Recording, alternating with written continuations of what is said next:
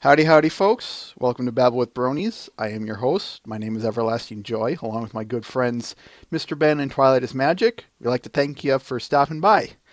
Not going to waste any more time. You all know what we have going on today, and I'm not going to waste mine or your times at it. I just have a few things I need to clear out with, and then we'll get started. First of all, the usual, this is Cinema Equestria, our home site here, is looking for streamers. So if you are interested in streaming for us, there's our application. If you stream content, if you produce content, we're especially looking for people who might be interested in streaming the new Pony episodes for us. Anyway, if that tickles your fancy, fill them out.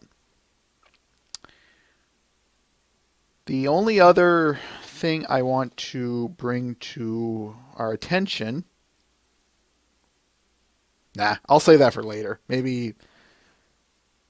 No, I'll bring it up now. Issue number 21 has been released of the main series, and yes, in case you're wondering, Mr. Anderson and I kind of planned around this. We said, let's have this interview after this comic. I'll let him explain a little bit more, but if you're interested, there you go. And we have only 2 pieces of art for this stream. Don't like the camera. Anyway, so let's get them out of the way. This first one is by one of them's new, one of them's a bit older. This first one is by someone new, Bunnymation. You might have heard of her when we did our Vest interview. But these handmade boxes she has for BronyCon, I wanted to show off because, well, take a good hard look at these, folks. Yeah, do I really need to say much about them? Or at least what my reasons were for wanting to show them? One thing I will read, though. Quote, "My father-in-law is a woodworker and handmade these hinged boxes before having them laser etched with my pony designs. I don't know what pricing will be yet, haven't seen how big they are in person, but I imagine not less than $60 per box." Then she gives some various, like what they're on, like Pinkie Pie one is on cherry, Octi Scratcher on walnut, etc. "Sounds like I will have 6 boxes to sell, but I'm not sure which ones will have duplicates yet. I will post final pictures when they come in." End quote. Or I should say, quote, "updated pictures with all the boxes." End quote. So anyway, if you're going to BronyCon and you happen to see Bunnymation, not only check her out because her pony work is awesome, but tell her I said hi.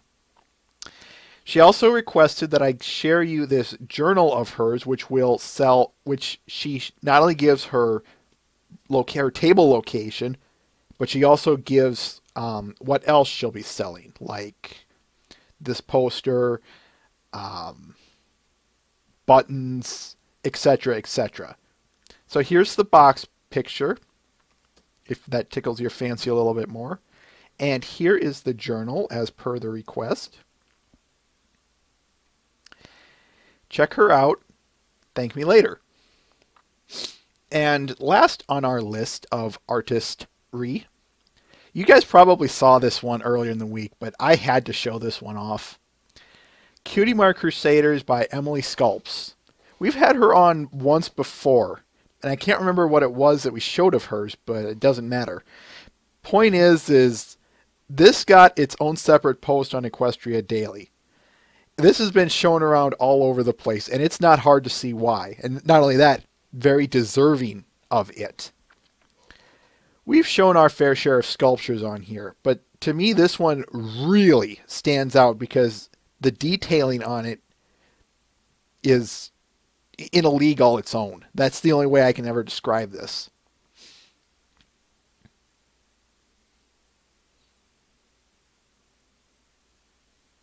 I can't imagine it takes a, this is easy though. Quote, "This piece was a commission and not for sale. yada, yada, yada. I do not remake pieces that I have already made. Thank you for your understanding. End quote.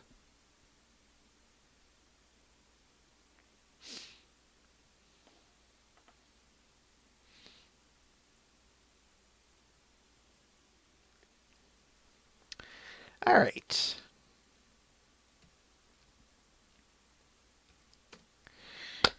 Y'all ready to get this going? Because I am. Because I'm gonna say this before we get started. You spend your entire career, the 2 years, 3 years, almost 3 years that we've been doing this, and you wait for days like this. So, yes. Ladies and gentlemen, Ted Anderson.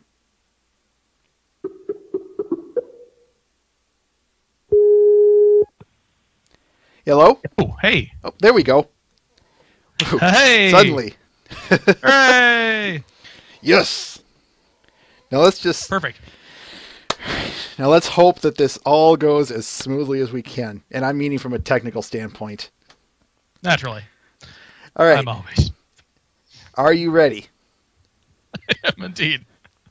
I know I've been only asking you that about 25,000 different times here, but... No, hey, it's worth it if I But- can't get the microphone to work, obviously. Heart's just racing at the speed of light here. All right, let's get started. For the record, please state the name you wish to be addressed by. I'm going to ask you 5 questions here. Please state the name you wish to be addressed by. Please state your job in regards to ponies. So you write comics, you make art, etc. Name your favorite episode per season if you prefer. Name your favorite pony from Generation 4 specifically, and if applicable, your favorite pony from any generation. Doesn't matter. Start with your name. Okay. My name is Ted Anderson. I am a writer for the IDW line of official pony comics. Multiple of those comics. I can get to the list in a second. My favorite episode... I could probably do season if I had a minute or two to think about it. My go-to favorite episode in general is still Suited for Success, season 1. It's the classic. Mm-hmm. Just because I thought it did such a great job of introducing Rarity as a character and making her such a well-rounded character. And that also kind of answers the other question. Rarity is still definitely my favorite. Nice. Let me see. Oh, if I have to pick a season 2 favorite episode... Oh, man. Okay, so season 2 is easy, actually. Hearts and Hooves Day, just because it's hilarious. I love Hearts and Hooves Day. Season 3... What is my favorite in season 3? Maybe Sleepless in Ponyville. I haven't rewatched it in a little while, but I remember really enjoying that one and thinking it did a good job with Scootaloo and building up Luna as well. Yeah, I'd probably want to rewatch the whole season to get it back in my head, but yeah, I think that. And as for season 4... Oh, man. I don't know. Season 4 is a little bit tough. I haven't rewatched any of season 4, and I know I definitely need to. I remember being really fond of the Breezy's episode, but apart from that, I don't know. I'm not actually sure. But yeah, so that's my favorites. And I don't, unfortunately, have any favorites from any other generations. I'm one of those brony come-latelys who only got into it with Generation 4 with the new series. So... No problem with that. You'd be surprised, though, how many people don't answer that last one, but it's no big deal. No, yeah, I mean, I know there are a lot of people in the fandom who really do have favorites from other seasons or from other series and who have gotten into other series, and I haven't quite found the time to do it, but I've been curious about it. I've been thinking about it. Shall we get started with perhaps at square one? Sure thing. How did you come into the line of comics? So I've been a comics reader and a prospective comics writer for years. I'm trying to remember where I heard it. I don't remember the exact quote, but somebody I respect once said that something along the lines of everyone gets into comics a different way, and as soon as they get through it, that way closes. So everyone finds a completely different route to get into comics somehow, and nobody ever uses the same route twice. And for me, it was a little bit. It was networking. Mm-hmm. I'm part of a group of comic makers in Minneapolis, which is where I live, obviously. And one of those is a guy named Xander Cannon, who's a professional comics artist. He's won a couple Eisner Awards. He's done major projects for everyone. And that includes IDW. He did a Transformers miniseries and a Star Trek Next Generation miniseries for them. So when I heard that IDW had the license to do the Pony comics, I contacted Xander. Xander contacted the editor he'd worked with. Editor contacted Bobby Curnow, who's the My Little Pony editor. Bobby got in touch with me. I sent him some samples. I showed that I knew enough about ponies and enough about writing comics that I could probably do both. And that's kind of how it happened. I sent him some pitches. They were just about to announce the micro series. So what he was specifically looking for, he asked me for pitches for a single issue focused on a single character. So I gave him 3 pitches. I gave him an Applejack, a Fluttershy, and a Pinkie Pie pitch. And of course, the Pinkie Pie was the one that they chose. And yeah, from there, it's worked out really well.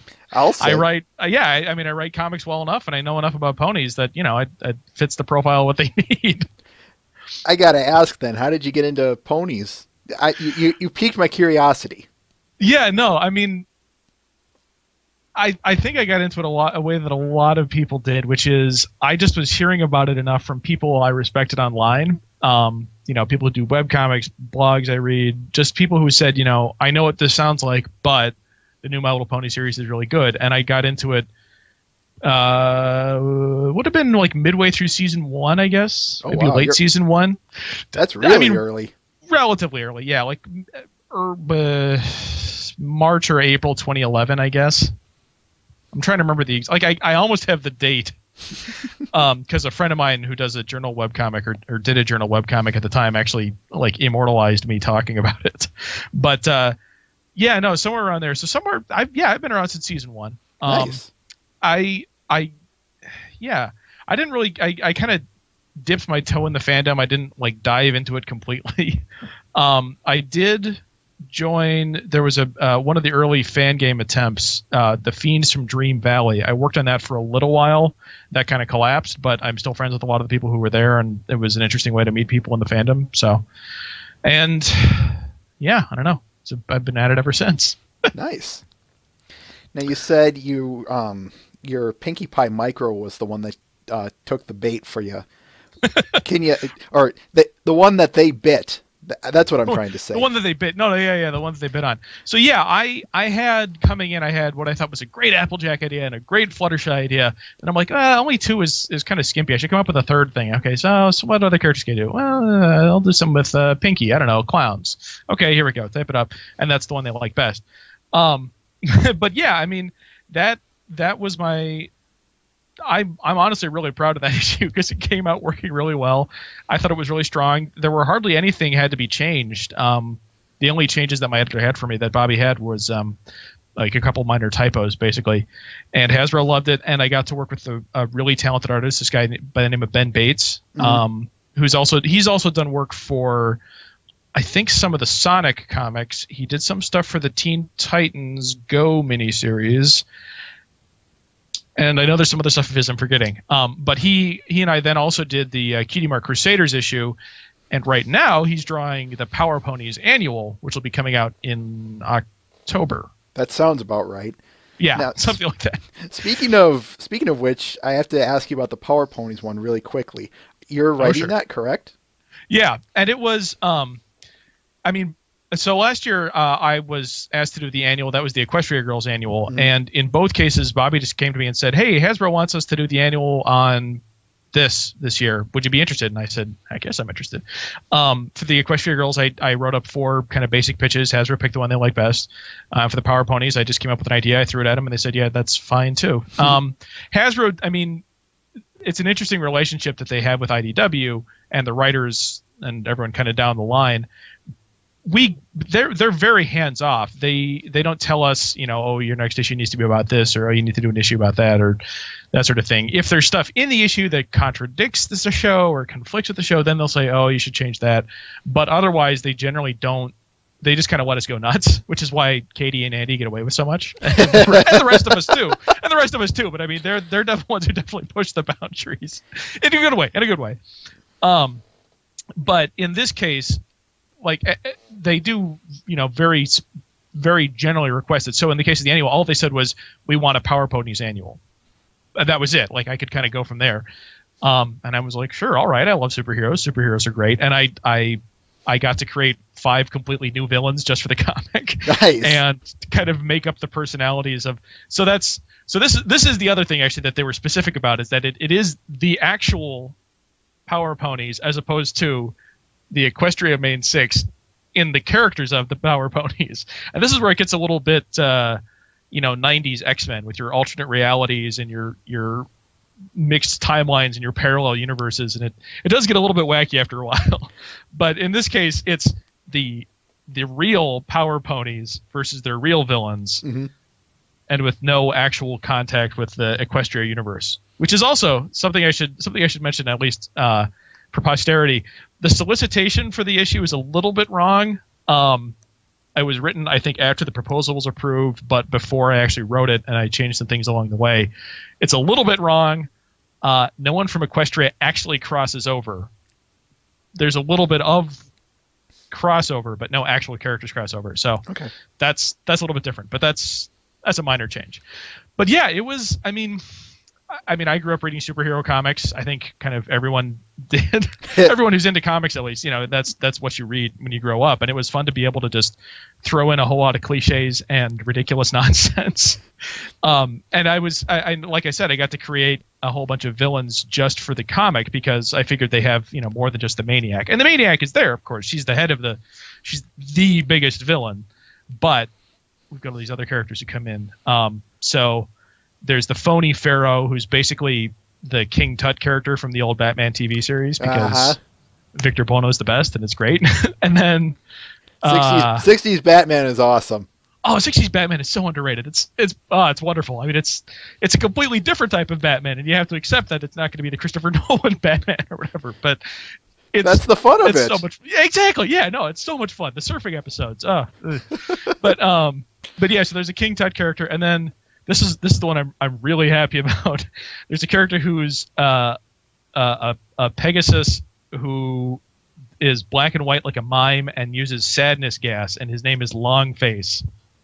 And I'm so proud of that joke. It's awesome. It's great. It's a combination of Two-Face and the Scarecrow, except he makes people sad, and I'm so happy. I love that character. It's a lot of fun. I mean, I had a lot of fun writing the issue. I really hope people have a lot of fun reading it because it's so dang wacky.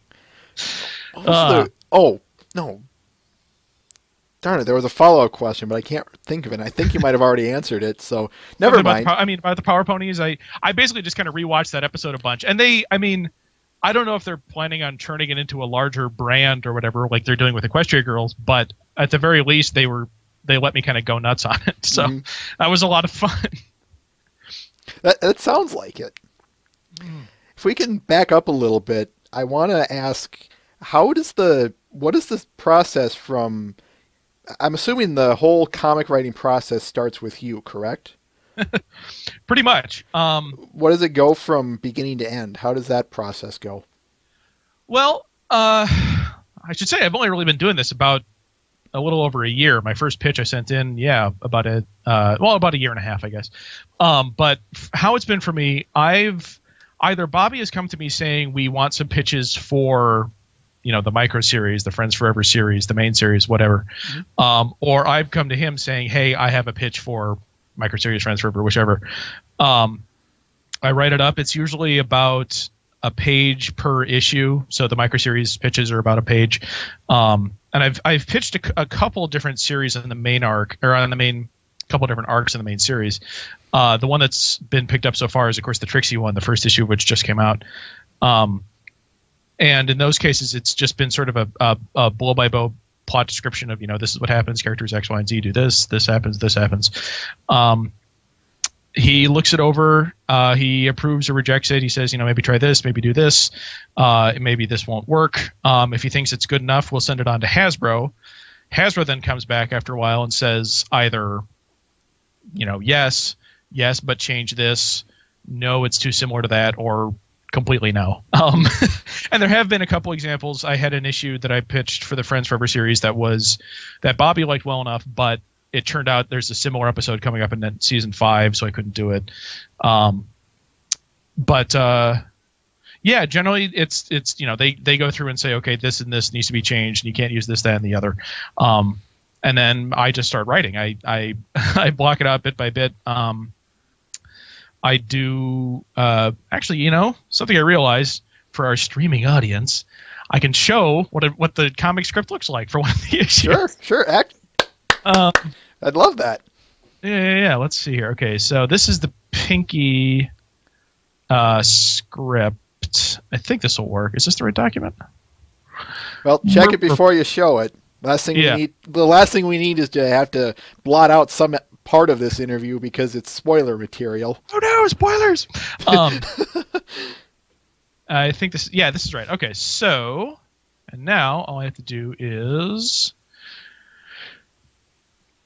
I can do this. There is a way to do this where you switch to show the screen instead, right? The plus sign below. I believe. Share screens. Share screens. This is so going to crash everything. Should be able to see it. This looks sort of like the script. Yep, should be coming in here shortly. Okay. There we go. Got it. I keep my screen kind of large, so it may be a little bit fuzzy in your end, but this is kind of what it looks like. Hopefully we can see it. Audience, let me ask them. Audience, can you see it? I can zoom in a little bit too. So that would probably be better. So this is the basic script for the Pinkie Pie issue, and I just block it out. Page one, panel one. Describe what happens in each panel. It says Pinkie, spikes in the background, yada. And then break it down bit by bit. All the dialogue, what happens, emphasize it with underlines, that sort of thing. There isn't really a standard way of writing scripts for comics. Different writers will do different things, but this is sort of the generally accepted way of doing things. Mm-hmm. One thing that has actually changed, or I've been told to do instead, is start numbering word balloons. So, for example, if I were writing it now, you'd be including this like this. You just know where on the page each thing that comes through is. But apart from that, this is the basic idea: is you show what happens in each panel. You say who's talking. You say what they're saying. You say how they're saying it. That sort of thing. And you go page by page, and that's kind of how it happens. Nice. Oftentimes, there's depending on how quickly the issue needs to get through, depending on how much time we have. The artist will be able to send out rough documents or rough versions of the layouts as well. So this is the rough layouts for the Pinkie issue. Nice. I know. Well, I got this document and I kind of, my head kind of exploded because I had never seen Ben's work before and I had no idea what I was in for. And I realized this guy is phenomenal. This guy is really fantastic. He knows what he's doing. So yeah, as you can see, this is just the very basic information of it, but it's, it shows sort of all the basic layout of where the word balloons are, where the characters are, that sort of thing. Assuming these are all good, which of course they are, then you go on to pencils, which are a little bit tighter, a little bit closer to the final product. And again, it depends on how quickly the artist is working, what kind of deadline they're under. They may not necessarily have time to share every stage of the process. Sure. Ben was able to send a lot of this piece by piece, so I have multiple versions of the issue leading up to the final issue. Here, there's the colors, but no lettering yet.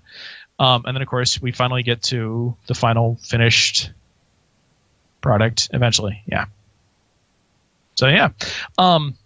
And it was great. This was such a great moment for me. Like I said, I've been reading comics for years, and I've wanted to kind of do comics professionally. And this was my first issue, and I was beyond thrilled with it. It looked fantastic. You've got the audience going. That was one of my favorite episodes. Issues. The Pinkie Pie Micro. I'm sorry. No. Yeah. It was a lot of fun. It was an interesting challenge to do such a simple story where you have to focus on just one character and just what they want and nothing else. And that was a lot of fun. The only speaking characters in the entire issue are, well, actually there's more than that, but it's literally it's Pinkie, Twilight, Spike, Poniachi, I guess the ringleader. But yeah, it's a very tight, very small story, and I liked it a lot. I think it worked really well for that. It was a lot of fun. You said you wanted to eventually get into professional comic writing? Right, as a full-time job. That's always the dream.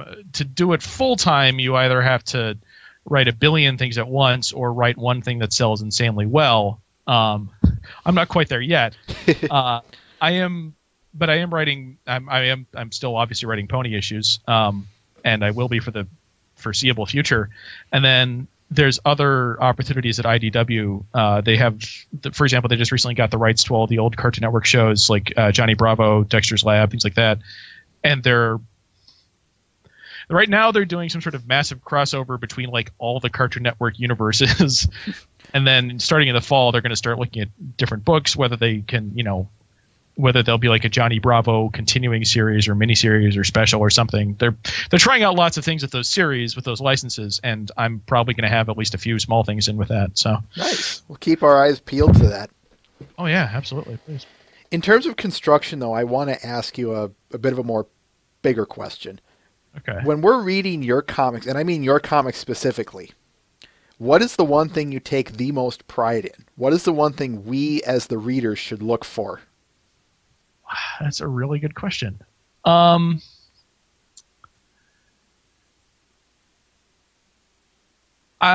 would want to say what I take pride in, what I think that I don't always do it perfectly, but when I do it well, I'm very proud of it, is using the comics medium specifically in a way that you couldn't, how to put this exactly, telling the story in such a way that it wouldn't have worked in another medium, using the medium to its fullest extent. Something that I see happen in a lot of other comics or in a lot of people who are just starting out or in comics that I don't like is like characters who explain too much, characters who sort of say too much about what's going on when you can already see perfectly well, oh no, I just ran into this person with my car, and you can see the car is running into the person, something as simple as that. And there's more subtle ways of doing that as well. But essentially anytime when you're not telling it in a way that uses the medium to its fullest potential. And I'm trying to think of any examples if I know that where I'm really proud of how I did it. Come back to it later. Well, no, I mean, off the top of my head, I mean, there's a couple examples in the Poniachi issue where it can be something very simple, too. Again, let me share my screen here. Prepare for the drop. Okay. Oops, that's the wrong button. No, wait, that is the... How do I... Oh, right, okay.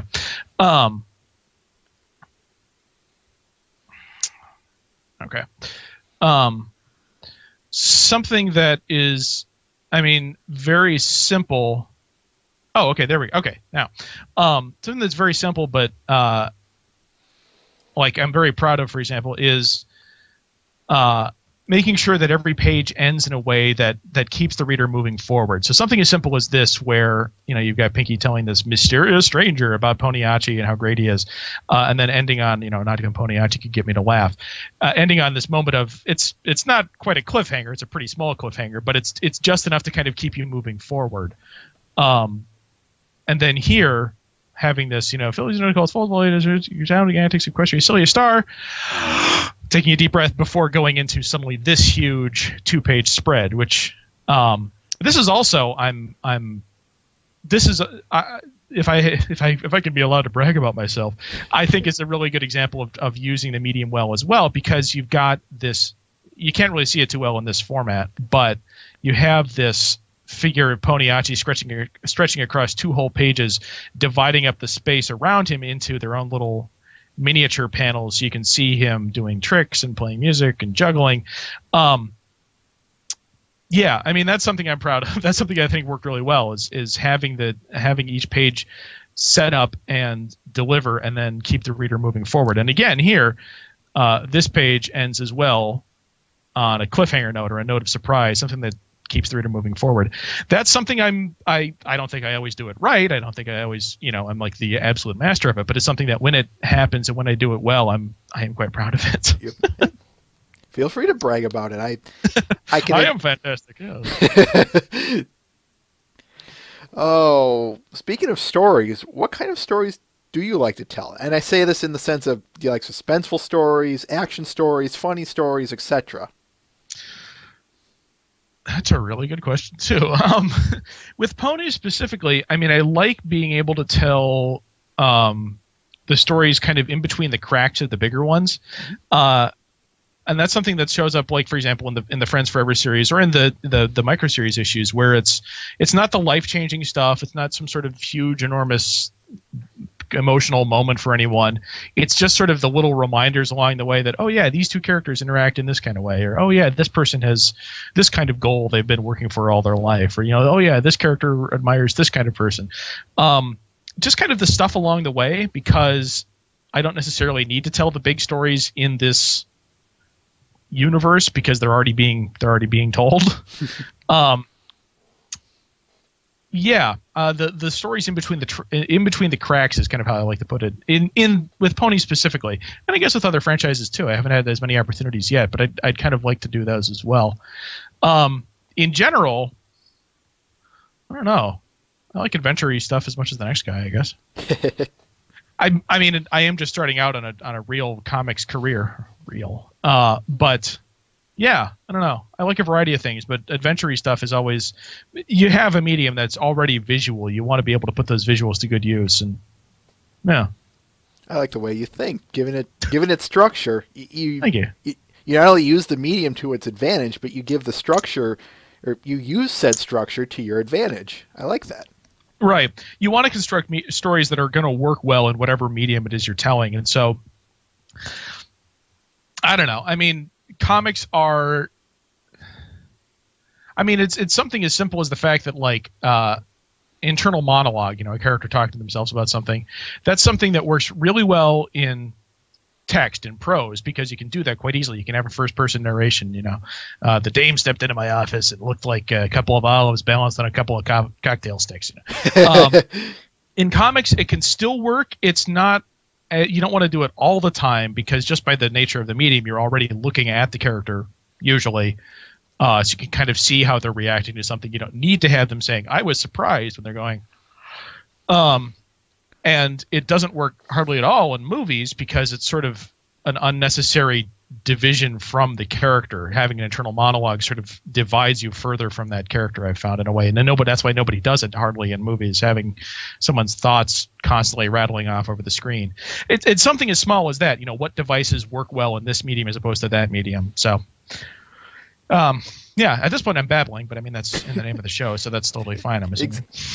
It's at this point, it's almost ironically named anymore. But I'm digressing, and I'm getting onto my own stories. Sure. I don't know if...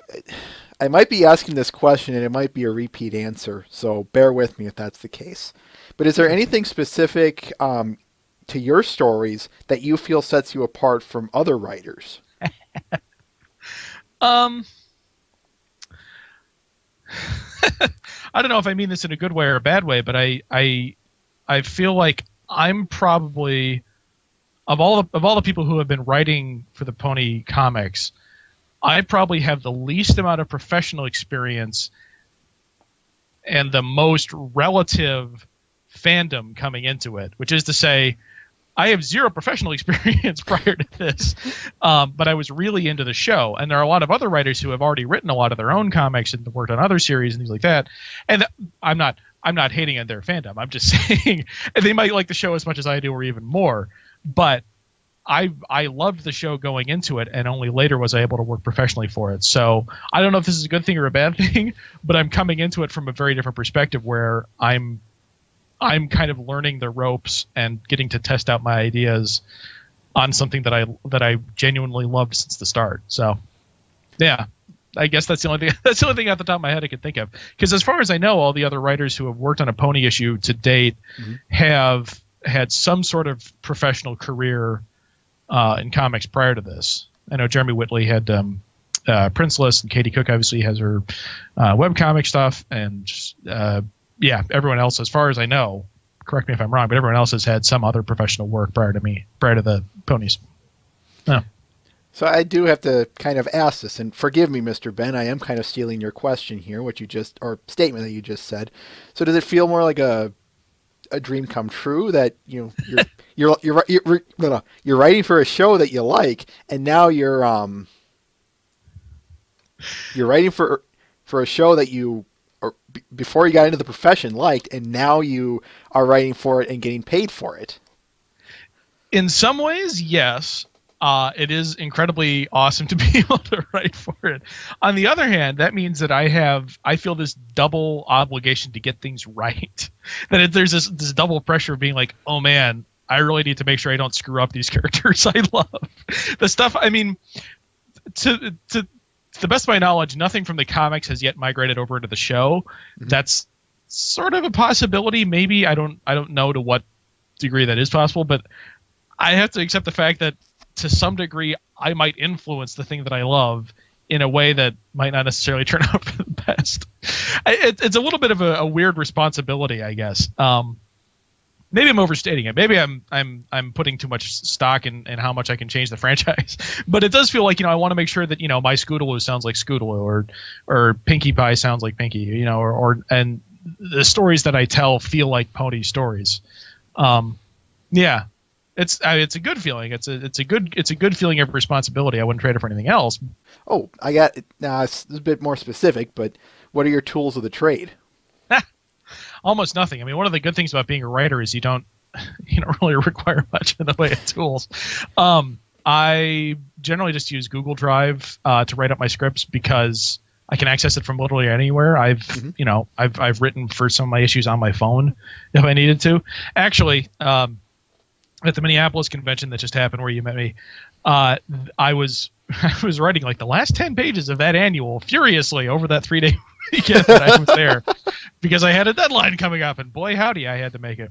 But yeah, I mean, I had my laptop there and I was able to work on it there and hammer it out as furiously as I could. No doubt with me bothering you there, preventing you from getting it finished. Believe me, the only thing preventing me from getting it finished was the guy across the way who had the dubstep going on full volume in his stereo. No, even that wasn't bad actually, because it was remixes that I knew. I was like, oh yeah, that's a Find a Pet remix. I can hum along to that. No, I really don't have any. I don't really require any sort of special tools. That's the good part about being the writer. Occasionally I've sketched out a layout. Just if I had something really specific in mind, I'd say, draw it kind of like this and then just scan that in. But apart from that, no, there's nothing really particularly special a writer needs, a writer of comics at least. How speaking of Minneapolis, just on an off-topic tangent, you have anything to say about that weekend? It was a lot of fun. I was not expecting that much of a crowd at the convention, especially for a first-time convention, although it was run by good people who'd done conventions before. It worked out really well for me because I didn't have to pay for a hotel or anything. But yeah, that was a good convention. That was the first convention I'd gone to where I was a guest of honor or whatever. Yeah, I got my picture taken. There's a picture floating around somewhere on Twitter that's me, M.A. Larson, and the Living Tombstone, who just happened to be walking by. The three of us, and like the person who was taking the pictures, so it's the selfie of the four of us. And that was kind of a proud moment for me. I'm like, Living Tombstone, I have like 6 of your songs on my iPod right now. Like, oh, thanks, man. But yeah, no, that was the first time I'd been to a convention as a professional and got to sit behind a table and everything, and I felt quite proud of myself. I was at. Expect me to be there next Minneapolis convention whenever that happens. But yeah. I was at your panel. That one was fun because I know this is probably just more of a repeat of it more than anything, especially given all the questions I'm asking you. But oh well. No, yeah, that was especially just being with Amy Keating Rogers and with M.A. Larson. And I mean, obviously, I know I'm lower on the totem pole than they are. They got the majority of questions, especially also because season 4 had just wrapped recently. But it was fun to kind of, I don't know. At some point, someone asked Amy Keating Rogers, sort of, where does your inspiration come from? And she said, a lot of times a writer's inspiration comes from, I have a second mortgage I need to pay off, and kind of getting that moment to be realized, oh yeah, they're just kind of hammering away at things the same way that I am. Again, I spent a lot of that weekend when I wasn't, shaking hands and selling stuff. When I was just writing up the next the next 10 pages of the annual. I was realizing, oh yeah, this is a demanding job for them too, but it's a fun job for them too. No, yeah, that panel was a lot of fun, and then also the voice actors panel where they did the reading of the Pinky issue was really that was really gratifying. That was a lot of fun. I actually still have, after the panel, they signed. So I got a copy of the issue of the Pinky issue. You probably can't see it that well. Yeah, signed by Andrea Libman, Michelle Kraber, who her characters weren't actually in the comic, but whatever. Take it for what it is. That was fun. That was a fun read. Yeah, that was a really fun read. And it just kind of came out of nowhere, apparently. Someone mentioned to Andrea Libman that, the guy who wrote the Pinky comic was here. She's like, oh, yeah, can we do a reading of it? Sure, fine by me. Speaking of comics, though, in terms of such, I'm going to kind of jump off a little bit here. What was your favorite comic that you've written thus far? Oh, favorite.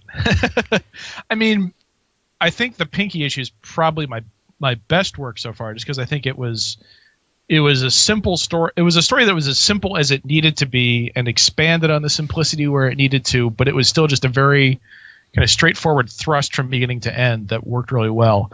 The favorite to work on, I don't know, man. Those Power Ponies were a lot of fun because I got to throw in all these superhero cliches and crazy battles and saying, oh, have 20 mummy minions attacking Radiance, and knowing that Ben would be able to draw that. Ooh, I got 2 questions, but carry on. Yeah, I mean that was a lot of fun to actually write. And I liked being able to do I did the Friends Forever issue number 3 with Spike and Celestia, and writing their interaction was also it was fun, but it was difficult because I wanted to get the tone of both of their voices right, but at the same time it was fun to be able to think, well, how would they actually interact? So no, that was a lot of fun. Yeah. Actually make that 3. What was this one's a direct follow-up to that last one.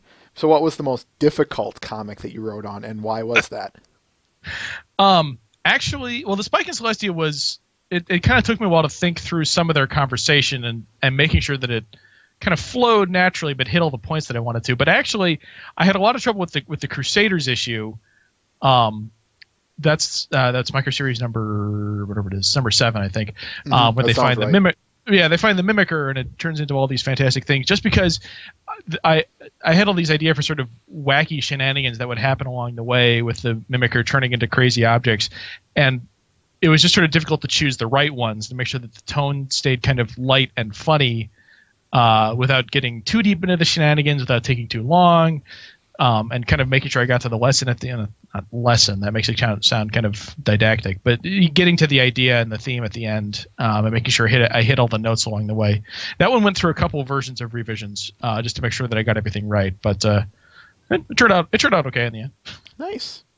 One of my, now obviously I'm talking about an unreleased issue here, so feel free to not answer this question if need be, but you keep mentioning all of these superhero cliches in the Power Ponies episode. I have to ask, were these based off of things you've read that, from previous comics?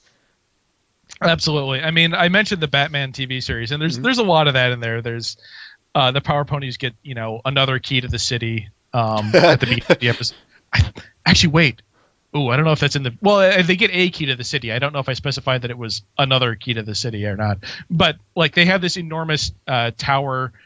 I just wrote in there, make it look like something ridiculous. Make it look like a superhero headquarters tower. And I don't know what it's going to be exactly. All I know is it's going to be ridiculous.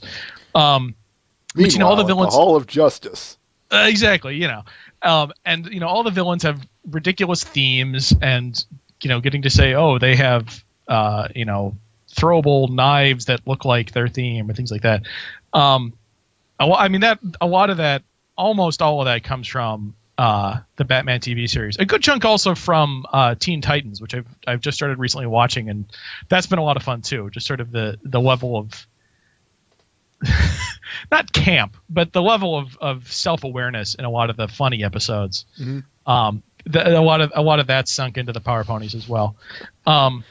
Yeah, I don't know. I mean, the superhero shows that I watched when I was a kid, I mean, that was Batman the Animated Series, Superman, that was the X-Men. Those tried to be more realistic. they fell somewhere on the scale and actually being realistic. But those tried to have sort of a more realistic, grown-up tone to them. I didn't go that route with the Power Rangers. I didn't see any point to. You've got your elaborate death machines and your headquarters that looks like a skull for the villains.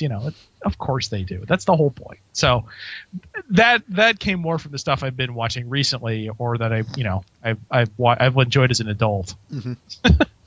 Adult. Hey, growing old is mandatory. Growing up is optional. There we go.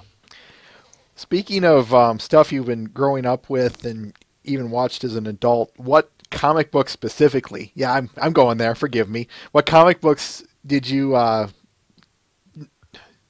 when you were younger? Okay. I definitely had X-Men on the brain when I was a kid, primarily because that was the era when the TV show was on and it was getting huge ratings. And while there was also Batman, that one was a little harder to get into book-wise. Actually, I don't know why it was, but I just didn't read as much. I was a Marvel kid, so mostly X-Men. I don't know. I kind of grew out of reading comics maybe 4th, 5th, 6th grade, somewhere in there.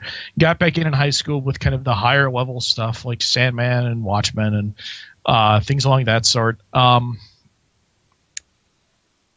I mean, I don't know if there's sort of a typical path for the 90s kid to get into comics, but if there was, that was what I had. And you start off with your superhero stuff, you grow out of it, you go back in, you're reading stuff from Vertigo, you go out into the wider world of graphic novels and memoirs and autobiographies, your Alison Bechtels, your Art Spiegelmans, stuff like that. And now I'm kind of getting back into not superhero stuff specifically, but more kind of genre heavy stuff.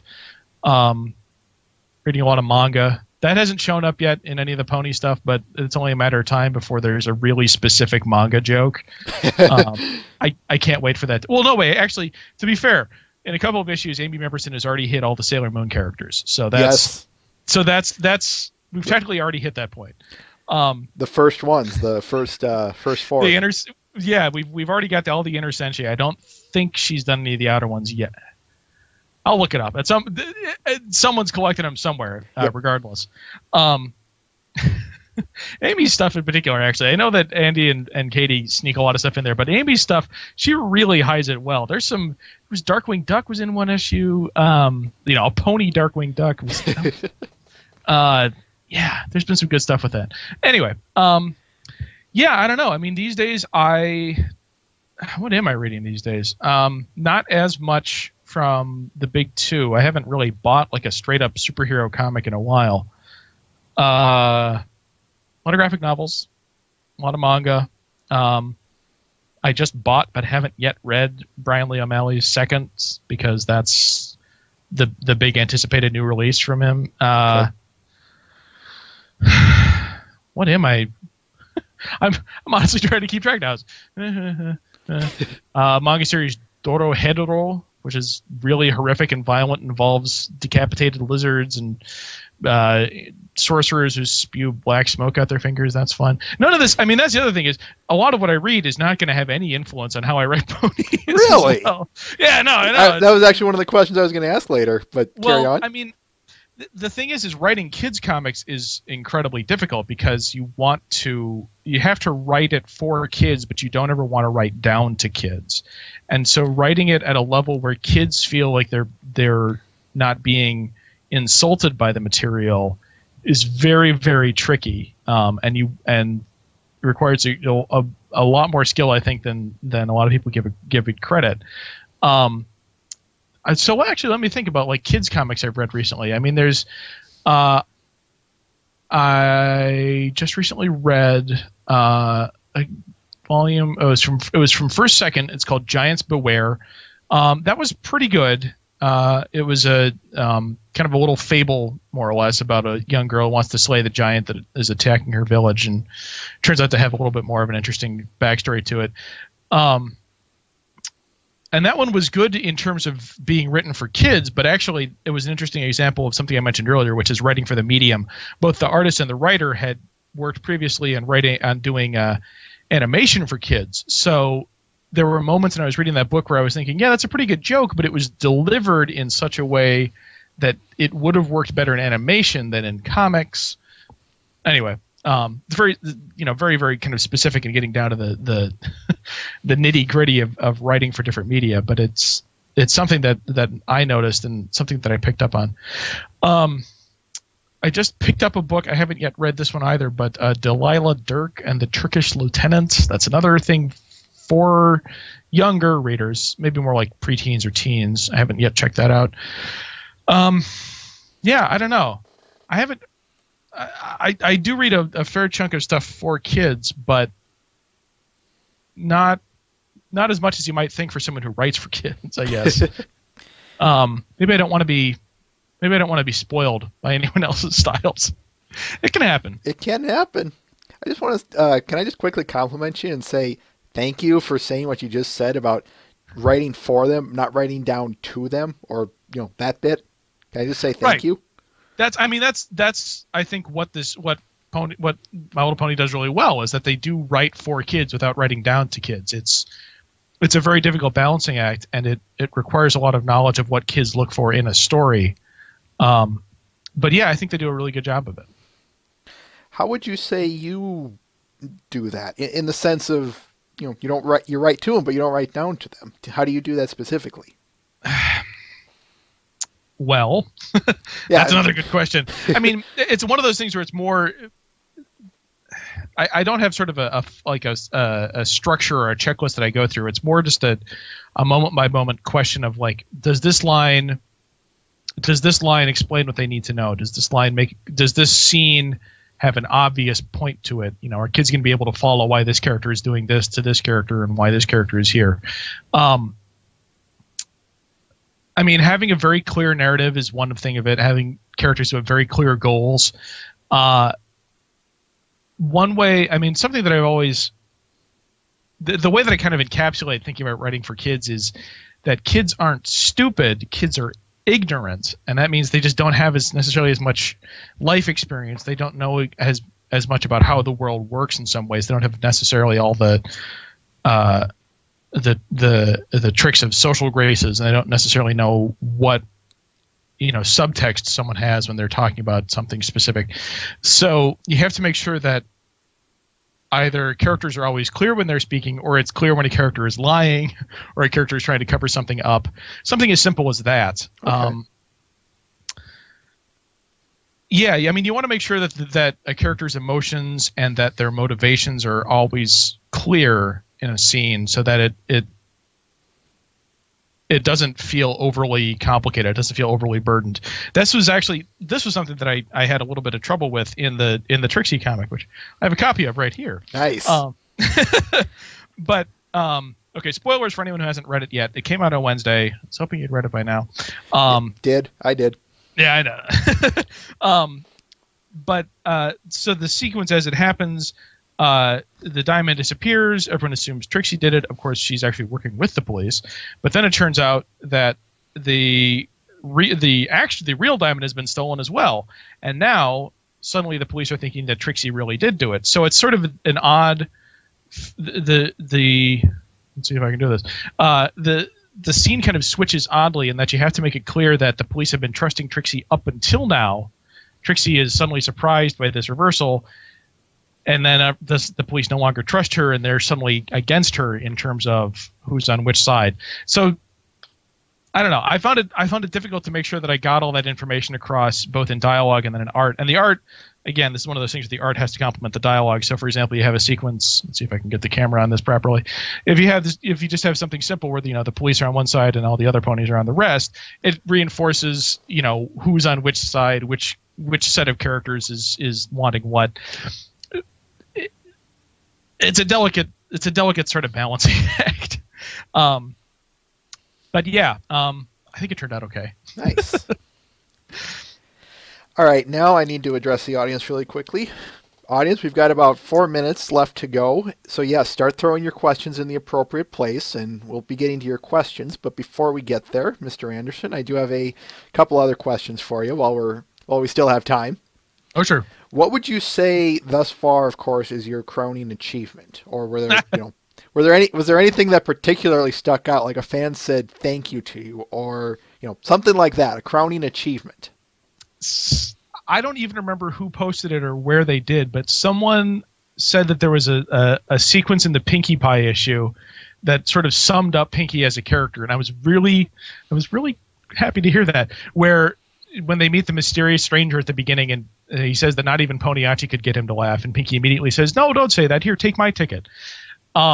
And someone said that panel sort of summed up Pinkie as a character, and that made me feel very warm and fuzzy inside, because Pinkie, I think, is a character who's it's difficult to write her really well. She can kind of come off as like, "Hey, I'm the comic relief in this scene," and you want to make sure that she actually has a reason for being funny, and that there's a method to everything that she does. There's a reason for everything. So, yeah, that made me feel really happy. Nice. Is there somewhere I need to be to see these questions, or are you just going to read them off? I can fire them off unless you want to see them. I mean... No, hey, fire them off. All right. I'm going to have to go through some fancy stuff here, so work with me for a moment. Yoink. Simply join this... Head to this room. Now, beware, mute the stream, because otherwise you're going to get a feedback loop. Oh, right. Shouldn't be hard, though. It might already be hidden. You can hide it or pause. It doesn't matter. But sign in. We'll get you set up. Oh, I see. Yes. Then I'll still fire the questions off because we don't show them on the stream, what's recorded. But yeah, if you want to see what's coming up next, feel free. And of course, okay. If you didn't, I don't know if I told you this, but you don't have to answer them, so feel free to say pass. But why don't we get started, shall we? All right. Questions are up. Mr. Ben asks, Elliot, me, has his first 5. I always ask my standard ones. Chocolate, vanilla, strawberry, or other flavors of ice cream. Chocolate if there's no toppings, vanilla if there are toppings. I see Nice. Vanilla as a delivery system for toppings. Exactly.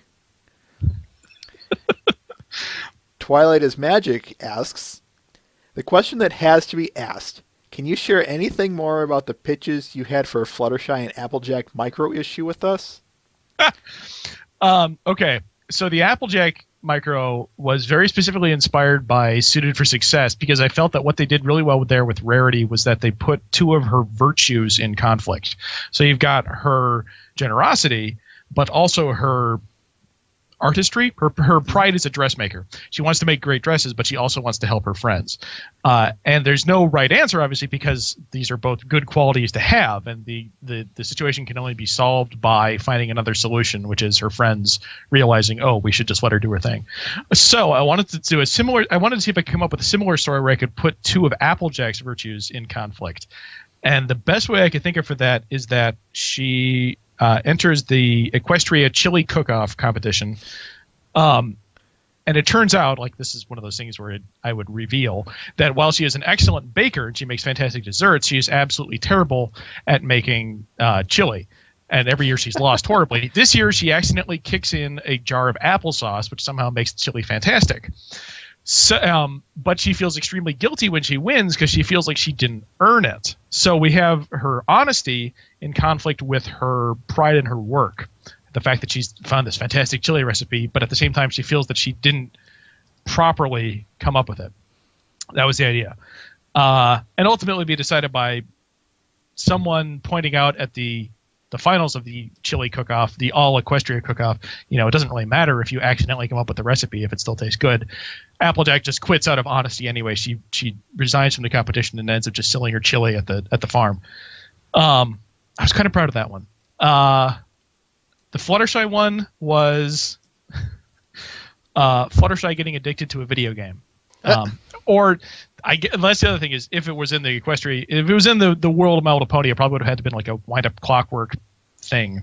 But, it was a video game, basically. So I'm looking at the questions now. Okay. Oh, yeah. So here's the text questions.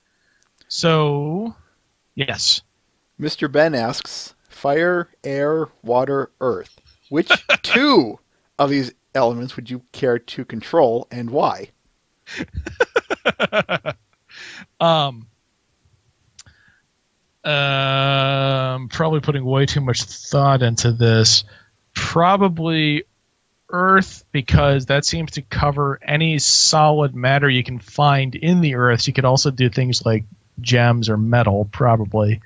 And fire, because that always seems like it'd be handy.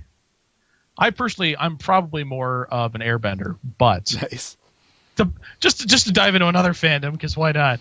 Exactly. That's the way I always say it. And that's always where this question tends to lead is Avatar. So go on. How could it not? Yeah. No, I feel I'm just more of an airbender. I tend not to confront my problems head on, which is a problem in some cases. Which also makes me something of a Fluttershy. Yeah. Anyway. Hang on, I accidentally screwed something up here, so. But anyway, Mr. Ben asks again, what is the meaning of life? If I knew, I wouldn't tell you. No, I got no idea. Mr. Ben asks, have you ever been asked to write an episode for the show proper? Would you like to write an episode for the show itself? No and yes. I have not been asked. As far as I know, I don't think anyone on the comics side has been, but I would absolutely love to. It would be interesting to at least try. I have a bit of a follow-up for that. What, and maybe this is too general, too generic, too impossible, too many what-ifs, but if you could write one for the show, what kind of episode would it be? I'd want to write that Applejack episode or that Fluttershy episode, frankly. I mean, that's the thing is I'd kind of want to do one of the smaller character-focused ones as opposed to the big adventure type ones. But yeah, I don't know. That'd be my preference. But hey, I'd be happy to write anything. Mort. Matt the Shadow Man asks, all right, first question that has to be asked, is the writer Rob Anderson related to you in any way? Not as far as I know. I don't think he's secretly my uncle or anything. Yeah. But yeah, to the best of my knowledge, no. Alicorn Texas Boy KC09 asks, how we already kind of addressed this, but in just terms of a time, how long does it take to write a comic from start to finish? Ooh, how long? Usually about a month is more than enough time to get a first draft finished. I can do quicker, depends on how much else is on my plate. And I think actually in general it's usually less than a month. But a month is kind of a good rule of thumb. And assuming I'm going to be a professional comics writer, I'm going to have to get that number down. So at this point, I think I've caught up with the stream, so I can start answering the questions directly. So when writing the Celestia Spike Friends Forever, was it my goal to give people reading a new perspective on Celestia? And how do you subscribe to some fandoms such as Trollestia? So yeah, that's a couple people have said that issue is sort of reads as an anti-Trollestia issue. And I'll say, I mean, I'm aware of that fanon, and I don't like it. And I mean, I just think that I for the world of Equestria, for the way that they've set up the show, you kind of have to read Celestia as this not quite hands-off mentor, but a mentor who's kind of letting Twilight make her own mistakes. Because that's just what makes sense for the world. And I wanted to kind of make it clear in the issue that that's what's happening and that's how it works. Yeah. So yeah, no, I definitely knew the fanon, but I didn't want to. I kind of wanted to respond to that a little bit. Nice. That being said, so the next person's question, console. Yeah, the fanon is really strong headcanon towards some things like couples and background characters' backstories. Do I sometimes read into those? And if yes, would I even consider making references to them in the writing? I know that there is. Yeah, I mean, like I said, I started as a fan. And I started from season 1. I know the headcanons and the backstories and and the background character backstories. I'm aware of them. I try not to let it influence how I. Well, that's not true. I mean, one of the things is Hasbro is never going to have an issue like a Friends Forever issue that's like DJ Pone 3 and Octavia, just because they're not really established as the characters that the fandom imagines them as. Mm-hmm. So, I mean, I wouldn't even try to pitch one of those because I knew it wouldn't. I know it wouldn't work. That being said, if I can find a place where they work in the background of some issue, absolutely. Yeah, I don't see anything wrong with making references to the headcanons and the fanons of the fandom out there as they exist. Yeah, I don't know. I mean, that being said, the show always takes precedence, but yeah. Which of the MLP comics I haven't written do I like the most of all? Oh boy. I really enjoyed the Friends Forever issue that came just after my Armor issue because I thought that did a really good job of doing what the Friends Forever series is kind of about, which is two characters who already have a relationship that you know about, and we're just seeing sort of a different facet of it, or two characters who have just kind of never been in a in an episode or an issue together and then showing what their relationship is. And in this case, I thought it did a really good job of showing, yeah, they're brother and sister, and they've always had this, this sibling relationship and the sibling dynamic, and getting to see how that played out both as kids and as adults, and yeah, I thought that issue worked really well. That's just off the top of my head. I mean, there are others that I enjoyed too, but I really enjoyed the Friends Forever number 5 or 4, whatever issue that was. The Twilight and Shining Armor one. Yeah, that was 4. We had a bit of a cutoff, so that's why I was wanting to repeat that. But sure. Don't worry. It was just a minor hiccup.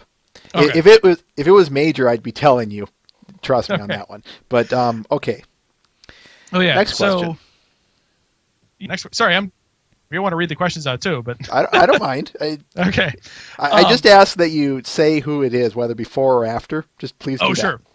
Sure. Mr. Ben says, how many Matrix jokes have I had to deal with? Surprisingly, almost none until I went to college. In Minneapolis, you got a lot of Scandinavian people, so Anderson isn't really an uncommon last name. So nobody made jokes about it until I went to college in another city, at which point, yeah, then everyone was saying, hello, Mr. Anderson. Like, yeah, thanks a lot. Funny story. I actually do have a cousin whose full name is Thomas A. Anderson, which is the full name Ania, so... he probably has it worse than I do. You can feel free to give Mr. Ben a scornful look, or use your imagination. This is his territory, so bear with me on that one. But carry on. What is my favorite character to write for, and my least favorite character? This is another question from Mr. Ben. And my least favorite character in the series. My favorite character to write for. I said this at the convention on the writers panel at the Minneapolis convention as well.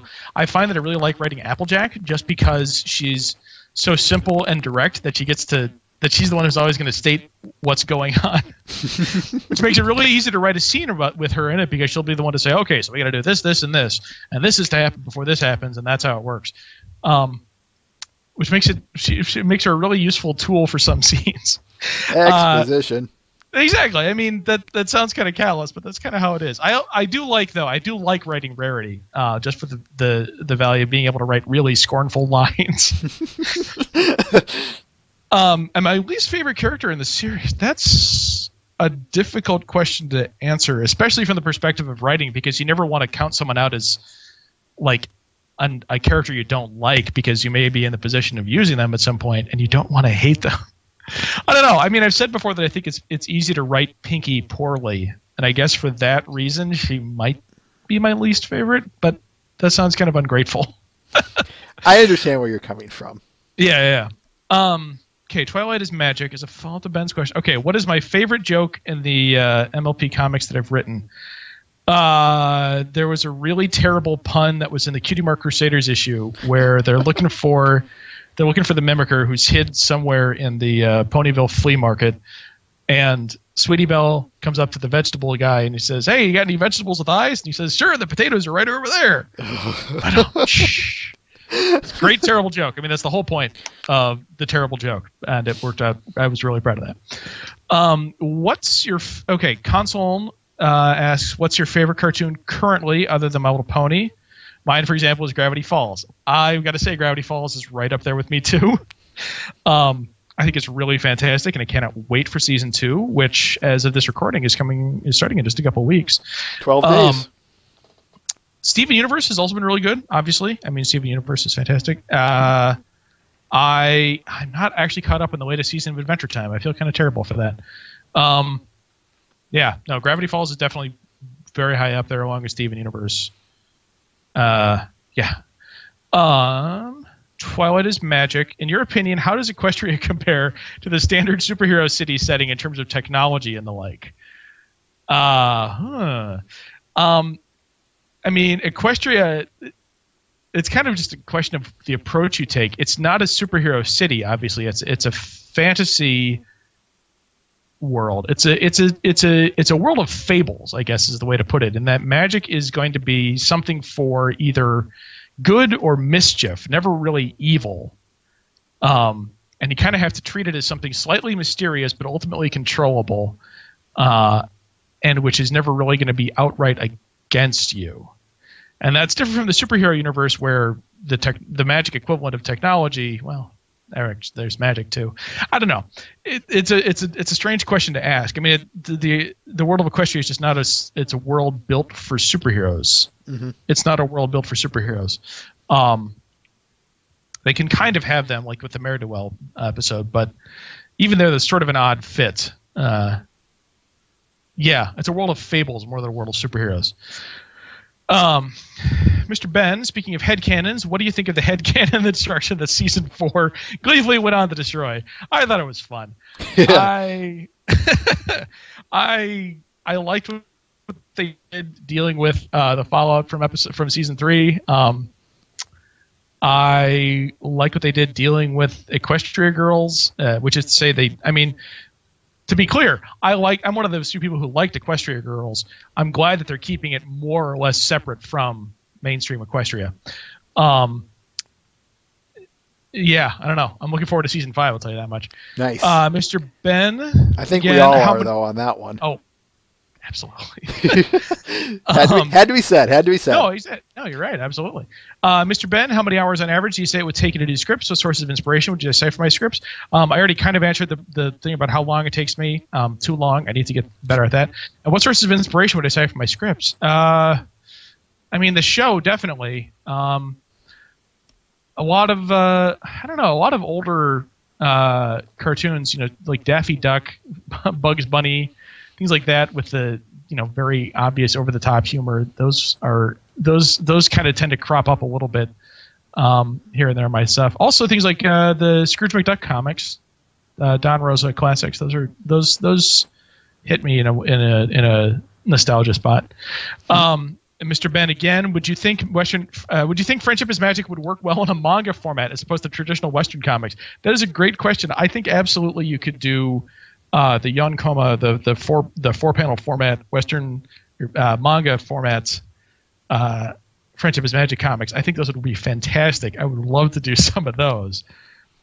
You personally, or? Well, just in general, actually. I'd love to do it, but I think in general it would translate well to that kind of thing, because you have very clearly defined characters and relationships, and you can kind of just put them in there and plug in a joke and watch it run. Larger stuff too. I mean, yeah, I don't know. Shorter chapters, but delivered more regularly. You could tell stories to tell in that format as well. Yeah, I don't know. I think it would work well in a lot of different manga formats. I know they've been showing the Japanese dubbed ones over episodes in Japan, and those have apparently been going over pretty well. So, yeah. Matt the Shadow Man, the MLP comics seem to be considered a new source for the comics industry to get kids reading comics again. Would you consider writing something all ages or something more traditional if you wrote your own comic series? Well, yes, definitely. And I want to show a brief thing here.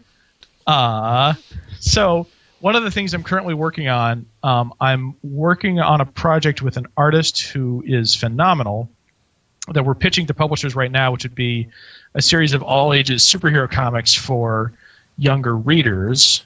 Let me pull up. This is just sort of the sample image.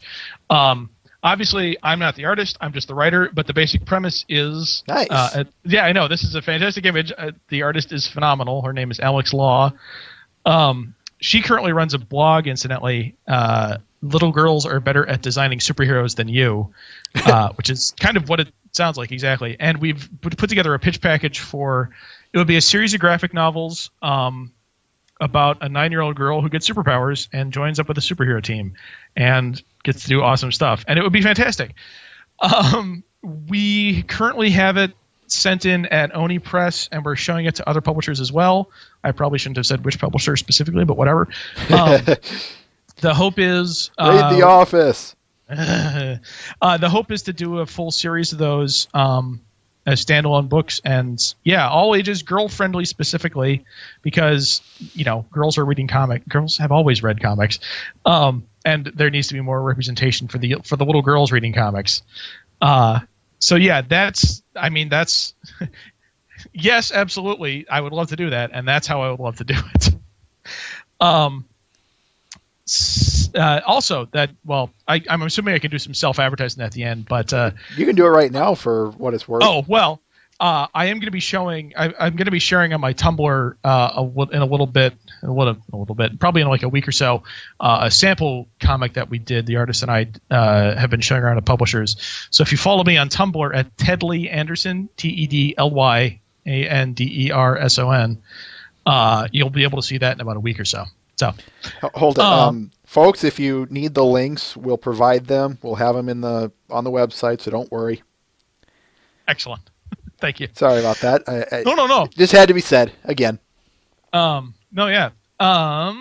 So moving on back to the questions. So console. Okay. Am I by any chance related to the composer for the background music for the show, William Anderson? Probably not. I don't think so. I mean, to the best of my knowledge, no.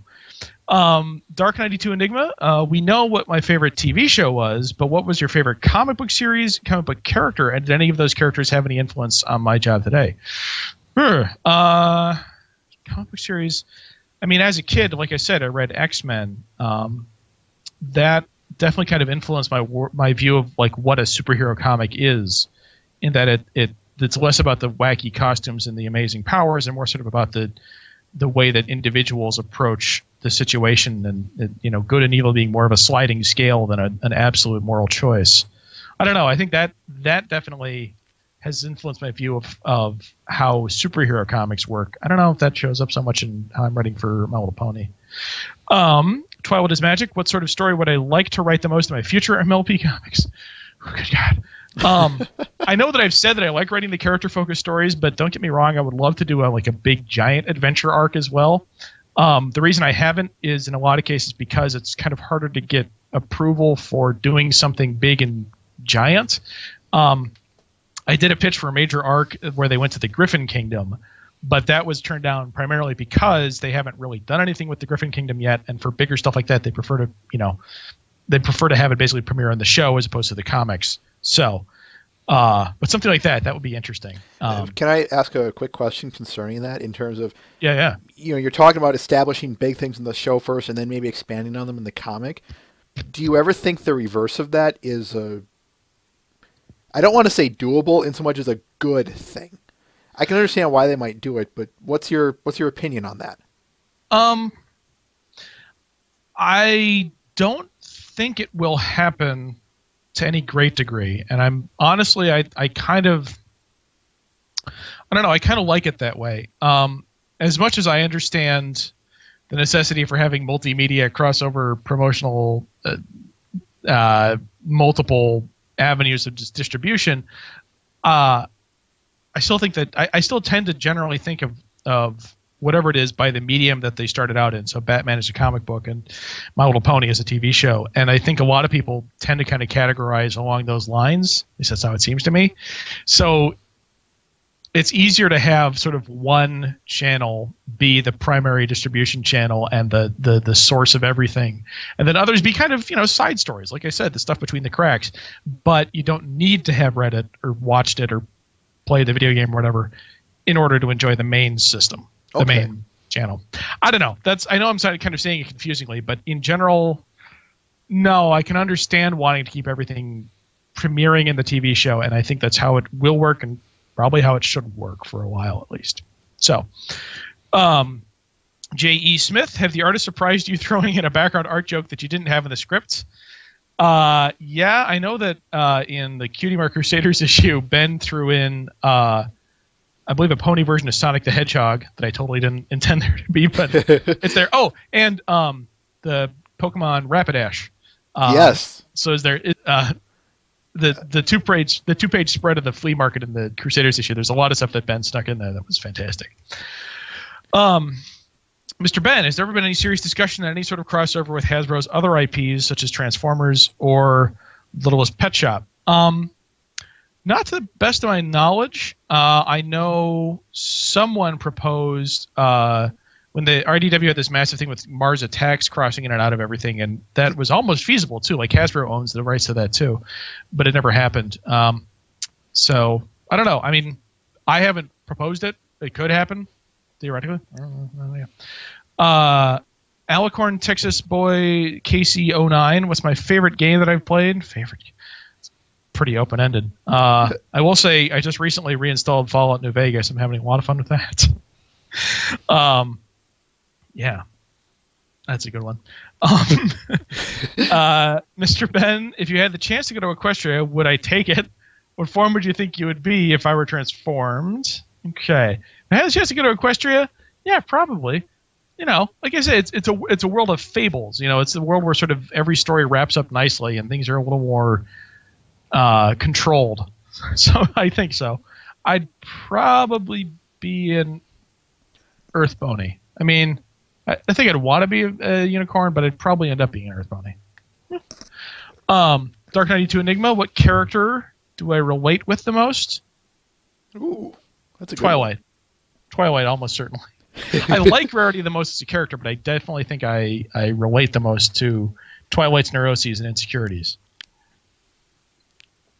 Twilight is magic. What supervillain would I want to appear in the Equestria Girls universe the most?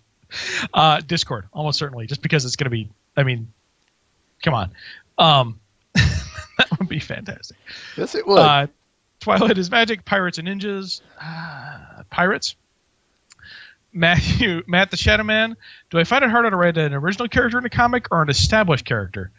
Almost definitely established character, just because other people know them just as well as I do, and they're going to know if I write them wrong. You know, if I wrote something that Applejack wouldn't say, everyone is going to realize it.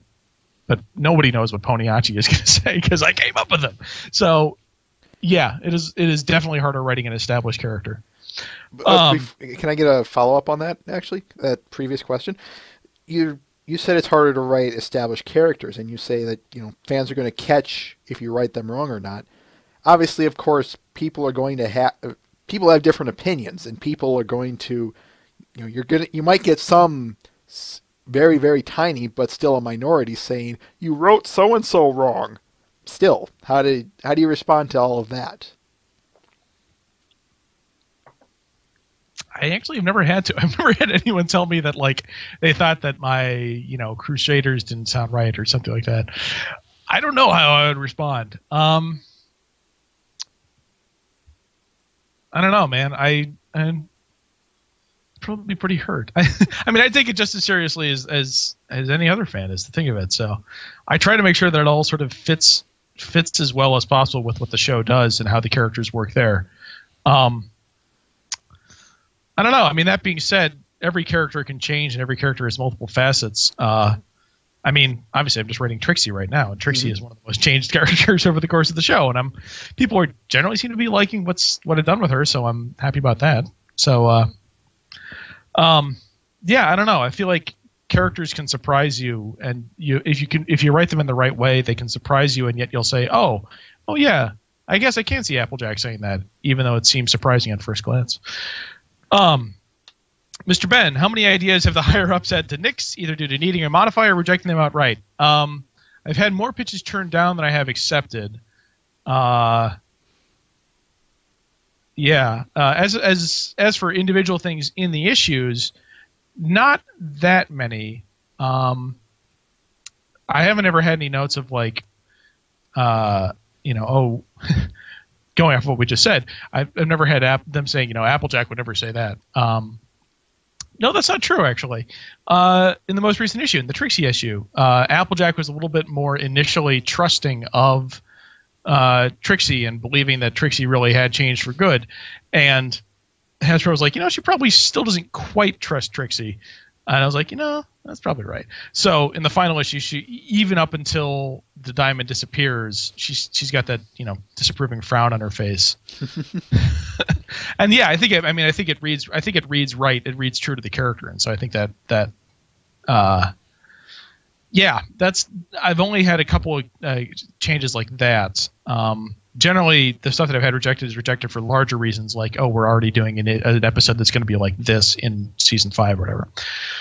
Matt the Shadow Man, do you have previous experiences with other fandoms? What would you say singles out the Brony fandom over others? I don't really have a lot of experience with other fandoms.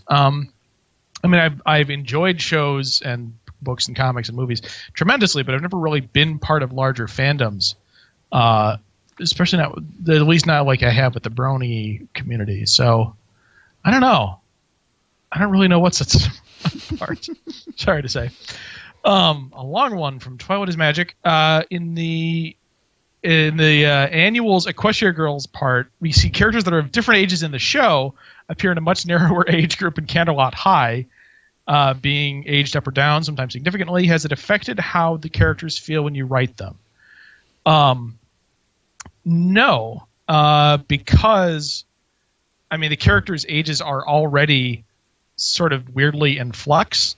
The main 6 are sort of adults in that they, have their own houses, own their own businesses in some cases, and they're sort of kids in that they don't necessarily understand some basic social lessons. And similarly, even the Crusaders are kind of sort of kids in that they're at school, but it's not clear sort of how long they're going to be there or what grade they're in. It's all sort of relative. Just as long as the Crusaders are younger than the main group, that's kind of what's important.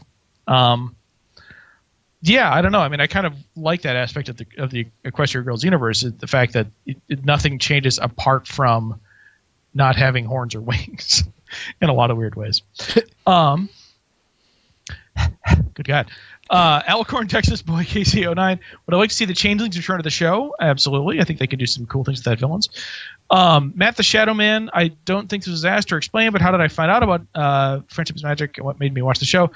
We did get this earlier in the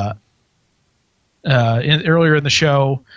I just had a lot of people I trust on the internet saying, I know how this sounds, but and then watching it, I found myself enjoying it despite the fact that it wasn't written for my demographic, and that's kind of what hooked me. So Thunderbolt, when writing, how do I make the comics so similar to the show? I rewatch the show a lot. That's actually not fair because I haven't actually had the time to go back and sit down and rewatch all of like seasons 3 and 4. But no, that I do rewatch though, especially I rewatch pertinent episodes specifically for the Trixie issues. I rewatch the Trixie episodes, but just kind of having that in my head helps a lot. The voices are very distinct in the show, and keeping that in your head helps it stay similar to the show. Mr. Ben, what do I think of the Brony fandom at large? Did I ever expect the show to appeal to the demographic it did, as opposed to those that initially targeted? I definitely did not expect it to spread out like it has into the adult male Brony community. As for what I think of it as the fandom at large, I think generally it's a fandom like any other in that you experience the material and you sort of process it in the same way that every fan does. What's notable, of course, is the age gap between the intended demographic and the demographic that's so visible and vocal. Thunderbolt, if heaven exists, what would you like to hear God say when you arrive at the pearly gates? I really like that Pinky issue you did. Twilight is Magic. With Trixie successfully performing stage magic, do I personally think that Trixie is finally getting close to achieving her dreams? Yeah, I think that's a good way to put it. I mean, she is a performer and she is a theatrical person, Pony, and she wants to be seen and she wants to be visible. And I think, tricking people and lying and sort of being untrustworthy is just sort of an unfortunate side effect of how she's acted so far. I think she just wants to be successful, and I think that performing is how she wants to is where she's supposed to be, I suppose. Twilight is magic. How many things would changelings change if changelings could actually change things? Not nearly as much as you might think. Mr. Ben, I've noticed some of the comics make references to other ones. For example, the most recent one, it's actually issue 21, refers to Trixie being a former queen of Diamondia. Do I collaborate with other comics writers or artists to create an overarching storyline or continuity? No, that was sort of a special one-off thing. When Bobby told me that an upcoming Friends Forever issue was going to have Trixie, I realized, oh man, I should do a reference. I should make sure that those events show up again. So I got to see. I think it was Tom Zoller wrote that one. I got to see his script for it, and I got to see, okay, here's what happens. And I realized that was probably the best way to do it. Sorry, you got your hand up. Yeah, this was just I should have clarified. This is a correlate or a follow-up question. Do you finish up what you're saying? And that was it, pretty much. Okay. My follow-up question to Mr. Benz is, let's generalize it. How much outside of conventions do you interact with other comic staff members, specifically MLP comics? With other people on the MLP comics, very little actually. It's all handled almost entirely through Bobby. I email my stuff to him. He emails it to the artist. The artist, if they have time to respond, generally respond to both me and Bobby, and we give our input on it. We're kind of also busy. There aren't chat rooms we hang out in or anything. As for outside the MLP comics people, I mean, like I said, there's a comics sort of community in Minneapolis that I'm a part of, and I see those people pretty regularly. It's good to surround yourself with people who are doing the same things and talk in the same language that you do. Isn't it? It really is. Oh boy, how many more questions do we have here? We're getting in about 10 minutes in about 10 minutes or so we'll close them up. But yeah, this is the audience piece. You remember MLP MSP? You remember how big those lines were? Oh yeah. All yeah, right. that's this show, I'll say that much. Okay. And obviously if you need to stop for whatever reason, just tell us and we'll wrap it up. Elkhorn, Texas boy, KC09, Celestia Luna. I like writing Luna. I haven't had a chance to kind of put her front and central in any story yet, but I do like her as a character, and I want to do more with her. That being said, I think that she can be overused, so I'm willing to keep my hands off her for a while until there's sort of more space since the last story she was in. Mr. Ben, would Trixie be a better stage magician or an actress? Stage magician, because she doesn't want to take direction from anyone. Thunderbolt, in the comics, how dark are you willing to go in terms of storylines? Ooh, that's a good one. Yeah. I did a pitch for a longer arc in the main series that was relatively dark, and it was nixed for good reason, because it did go too dark. I don't know. It was a little too hopeless and sort of despairing up until the very last moment, and I realized that after reviewing it with Bobby. I was like, yeah, you're right. It is kind of too much until the very end. Yeah. Especially given the way this show goes, though. Right. I mean, the show I don't think is any darker than it used to be. It's more willing to do longer stories, I think. And I don't know. I don't want it getting too dark, I think. So, yeah. I don't want it to get too dark, really. Mr. Ben, what's my favorite color? Blue. Twilight is magic. In my personal view of things, is Equestria part of a normal solar system and raising the sun to make the planet revolve, or are its celestial bodies mostly allegorical and revolve around it? It's allegorical. That's a really good way to put it. A really good question.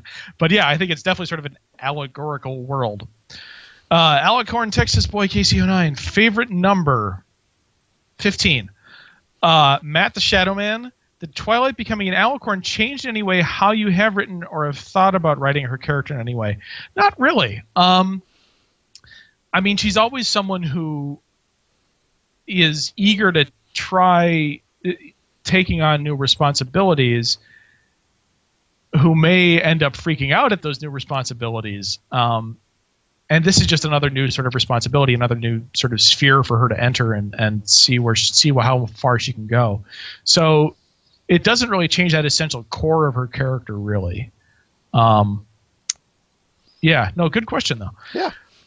Mr. Ben, in your personal opinion, where would you like to see this show go next? What issues would you like to see the show and her comics subsequently tackle? Dang, I don't know. That is a good question. I do not know where I'd like to see the show go next. I mean, I like the core cast of characters so much, I don't want to go too much outside it, but at the same time, that's just a recipe for stagnation. So, yeah. I don't know. Maybe like a world tour arc, send them on countries around the I don't know if it's a globe or what, but send them all over the place and see them doing new things and experiencing completely different settings. That might be interesting. Can Scooter beat Rainbow Dash in flight? After her beating a steam train, it's not obvious anymore. Oh, this is by Twilight is Magic, by the way. I would say she probably can't beat Rainbow Dash in flight. But I have no reason to justify that or back that up. So, Dark 92 Enigma. With the future world plotline and what-if stories in comic books being overdone and just poorly executed in general. That's how subjective. would you... Well, yeah. How would I do it differently, and what would I say if the show or the comic does that idea? I'd want to do it as something where, like, it's maybe a generation or two ahead, so that all the current characters... Well, actually, then you've got kind of a pretty dark setting where all the current characters are dead in the future, and you have to find out how. Maybe only do it a very small jump then, like 10 years or so, something minor like that. And nothing is really horribly different. They just get to see what their choices have made of them and sort of the lessons that they've learned. I don't know. That's a good question too. I don't know if that's even quite the right story for the show to tell, but it's an interesting thought experiment. Thunderbolt. If I had to choose between 40s and 50s jazz or classical, which one would I rather listen to? Probably 50s jazz. I was a trombone player for most of high school, and I liked playing big band stuff, but I liked listening more to bebop, I think. Nice. Good choices. That's a good question. It's kind of specific, but interesting. Console. Is Rarity the best pony, or is she not? Rarity is the best pony. I mean, come on. But, yeah. Twilight is Magic. In my opinion, will Spike forever remain wingless, or will he eventually sprout wings? I don't know. I kind of like the idea that being raised by ponies for so much, he's just going to kind of perpetually remain in sort of a larval stage. It's a little bit of a weird thing to think about, but I don't know. I kind of like that idea. Sort of a nature versus nurture thing. Mr. Ben, yeah, no, that's yeah.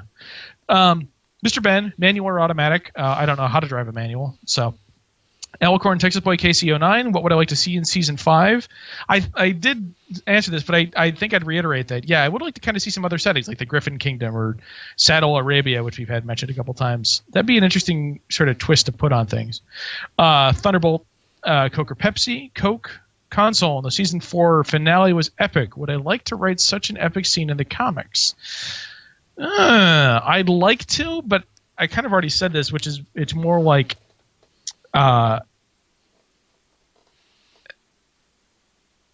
yeah, the comics I don't think can and should have that power. So I'd like to, but I don't think I can or should. Thunderbolt, what is my favorite TV show? This is the question that's really going to make me sweat.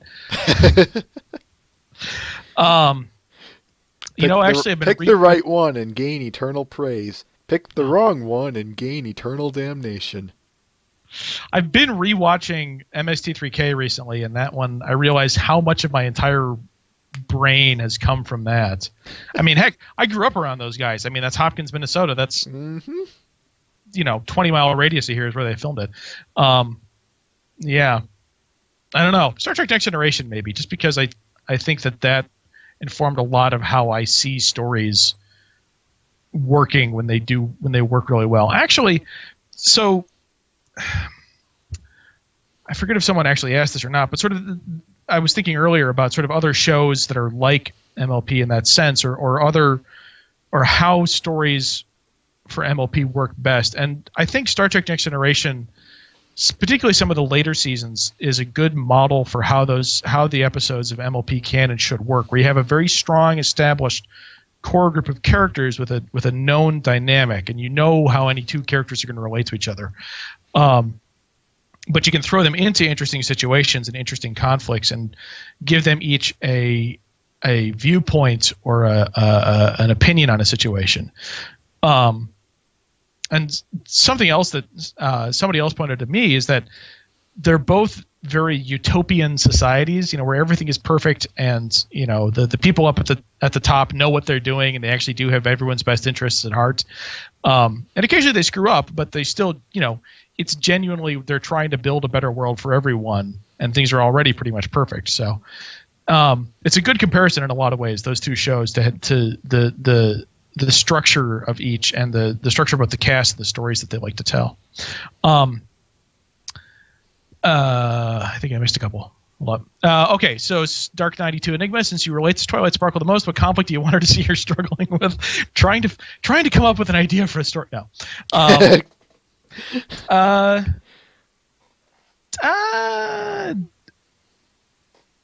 I would say kind of dealing with praise or dealing with fame, but she's already had a couple episodes that kind of deal with that. She, even Trixie's first episode, Ghostbusters, that was kind of her plot line in that. Or what was the most recent one in season 4 where she's dealing with the Crusaders? Twilight Time. Yes. Yeah, that's sort of been done. I don't know. What I liked, Twilight is Magic. Would I like to write comics starring Daring Do? Oh, excuse me, I skipped a couple. Rain Shadow. What is my favorite musical number in the show? Dang. I am a big fan of The Pony Every Pony Should Know. I hum that a lot. Although, I like the patter song elements of Find a Pet. Sure. Tough choice. I like listening to them all. I have hundreds of remixes on my iPod, but yeah, those are a couple of good ones. Thunderbolt. Am I the one who knocks? No. Twilight is. I get the reference. I'm just come on. I know, as do I, but it just. Twilight is Magic. Would I like to write comics starring Daring Do? It'd be a fun experiment. I kind of would like to see what a Daring Do story would look like. I know GM Barrow kind of has that wrapped up with doing the books versions, but there might be room for a Daring Do comic. I don't know. That's a good question. Matt the Shadow Man, what do I think about the slightly animated comics that have been coming out? How far in terms of them being animated am I comfortable with before they become fully animated? That's another good question. Oh yeah, motion comics is how they're also referred to. I haven't actually seen any of them. I know the theory behind them. I know kind of how they work. I don't know. I mean, there is a certain point after which motion comics just become slightly less animated cartoons. It's kind of a subjective thing, and it's not always a clear dividing line, but it does happen. Yes, now we are. Okay, excellent. All right. Again, I tried everything to prepare for this, and I still get this. No, I understand, but this might be a good way to kind of wrap things up then, maybe. Still got about 10 minutes here. Oh, okay. Oh, really? Oh, okay. Oh, dang. And obviously it can go on for, longer if you want to, but only what you want. Well, actually, I got to say, I do kind of have to go to the bathroom. But no, I mean, this has been a fantastic chat. Thanks for having me on. It's been, I'm trying to look over there if there are any last questions I wanted to cover really quick. Sure. Matt the Shadow Man asked, is it harder or easier to write a single issue, an arc over multiple issues, or an annual? I would definitely say writing over multiple issues is harder than writing a single issue or even an annual, just because you have to not only balance the arc of the entire story, but also the story into multiple pieces that still function as each of them. So yeah, that can be much more difficult. But yeah, thank you so much for having me on. Hey, no It's my problem. pleasure. The pleasure's all on this side of the table, believe me. Let me just then say, okay, so I've got, I'm on Twitter, I'm on Tumblr, I'm on Xbox Live, PSN, Steam, and all those things at Tedley Anderson, TEDLYANDERSON. You can check all those things out with that username. It's probably me. I have my page at Comixology. You can buy all my digital comics from there. I don't get any more money. I don't get any royalties off them, so don't feel obligated to. I will happily sign them if I'm at another convention or any other time you can see me. Please do follow me on my Tumblr and Twitter. Like I said, I have other projects in the work. I'd love to be able to announce them. I do have more pony comics in the works. I can't officially announce any of them. I don't think so. But believe me, there's more coming. Yeah, Elliot, thank you so much for having me on. It's been a pleasure. Like I said, it's all on this side of the table. I can assure you of that. All right. What was it I was going to ask you? One other little thing. Any parting words then before we wrap it up? Not really. It's been a blast. Keep the pony fandom alive. Check out any conventions that you're going to. Let me know about them in the Midwest specifically. I may be able to make more of them this upcoming year. I honestly have no idea though. But yeah, right. Please demand me as a special guest at your next convention. Well, I'll do that. I'll do what I can. All right. I need to wrap a few things up here. Just meet me back here in about, say, 5 minutes or so. Sure thing. I'll be online. Sounds good. Alrighty. Take care, Mr. Anderson. Bye, everybody. Ladies and gentlemen, Mr. Ted Anderson. All right. Just need to do a few just need to say one last thing. Next week, let me get my... Get out of here, you. There we go. All right. Next week, we are... console, and no, we don't have a convention. But the point is next week, we will be doing our Derpy episode as promised. A little background on it for you. Mr. Anderson and I planned on doing this interview sometime after the comic was released. Long story short, we decided to settle on today, and I kind of prepared for this. I knew that there was the chance we'd be flipping and flopping the Derpy episode versus this one. So that's why this came out so suddenly. So sorry about that for everyone. That being said, as promised, like I said, the Derpy episode and all that, Derpy and the fandom, that's next week. For now, I'll answer this question. J.E. Smith. Yeah, there was a reading at MLP MSP. I'll see if I can't drop that video in here. It's a good one. Everyone should check it out. Anyway, we're going to wrap this up. For all of us here at Babble with Bronies, I'd like to thank everyone for stopping by. On behalf of myself, Everlasting Joy, Mr. Ben, and Twilight is Magic, I want to thank you all for coming. And until we see you next week, farewell.